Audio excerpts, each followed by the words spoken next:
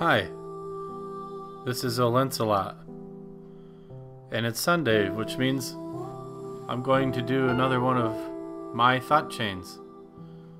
So, I guess this is me, and that's my thought of a chain.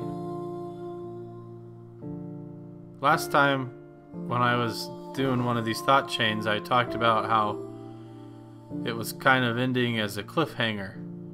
So there's the cliff, and this guy right there's the hanger. Well, I guess today he's gonna fall off the cliff, and we're not gonna have a cliffhanger because I'm gonna do something different than the 5th grade. I don't know why, I'm just feeling kind of random today. Maybe it's because I went to church and I got so bored that during church my mind was wandering a lot and I was thinking about different things. When I'm sitting at church, I usually sit clear in the back of the chapel, so far back that people up in the front probably can't even see us. And that's where my family sits. Me and my wife and my 3 kids. And up here is where the lady was talking about church stuff. And it was so exciting that I fell asleep. And I had some weird dreams, and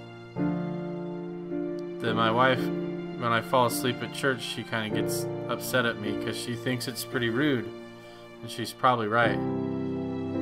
So a little trick that I use to stay awake when I go to church, or whenever I'm in a meeting and it's really boring and somebody's talking, and the whole time they're talking, half the time all I hear is blah blah blah, churchy stuff, blah blah blah.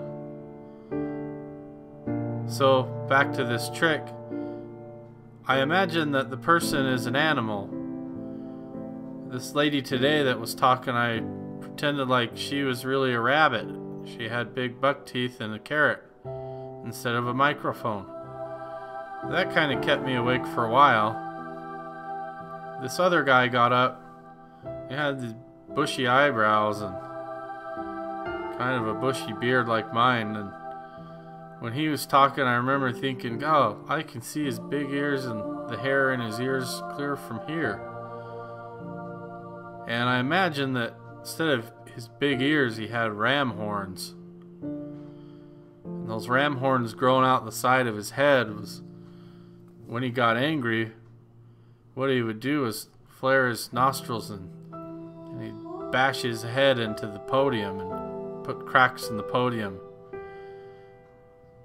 That's what I thought about, was him yelling and going bah and smashing his head on the podium. Hey, whatever keeps you awake, right? Well, talking about thinking of people as animals reminds me of this time when I went camping with my family when I was a kid.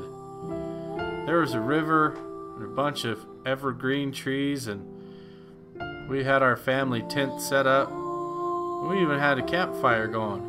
It was awesome. I used to love to go camping. This place even had nice picnic tables. Back when I was a kid, when you went camping, you could go pee right in the river. Nobody ever said a word. You could just pee right in the river and not even worry about it. But times have changed, and you really can't do that kind of stuff anymore. Because I guess you can't be natural out in nature like you used to. But at this one campground that we went to, we used to take a bag of Cheetos with us. And you could put the Cheetos in your hand, or any kind of potato chips, and there was these domesticated, super smart squirrels. And they would come up on the picnic table right in front of where you were sitting.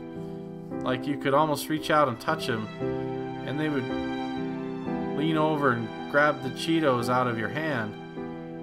And we used to think it was awesome because they would take bites of the Cheetos and get little cheesy stuff on their face, and we'd say, oh, cute. And so we used to feed all of our snacks and stuff to the squirrels.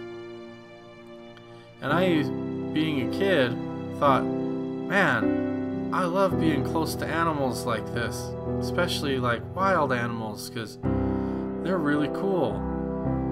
And I got this really excited idea that maybe one day, if I was really careful today, I could catch one. And if I caught one, I could keep a little leash.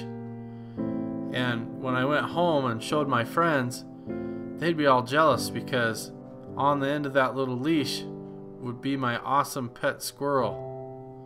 I thought, man, nobody has a pet squirrel. I wonder why not. So I went and found where this squirrel was going in and out of a hole in the ground, like its little house was down underneath there. And I kind of imagined that its house looked like the houses on the TV show Fraggle Rock from when I was a kid. So I started putting Cheetos outside of that hole, and sure enough, that squirrel came right out and took the Cheeto and went back in his hole.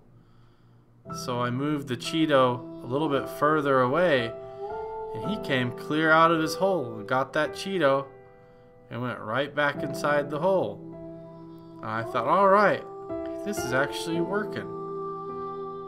So I put a Cheeto really far away from the entrance of his home, and then I put a little rope around the hole, and I put a little slip knot on that rope, and I held on to the other end, and I stood behind where that squirrel would come out of the hole so he couldn't see me. And when I was hiding back there and laying on the ground watching, that little squirrel came out of his hole to get the Cheeto.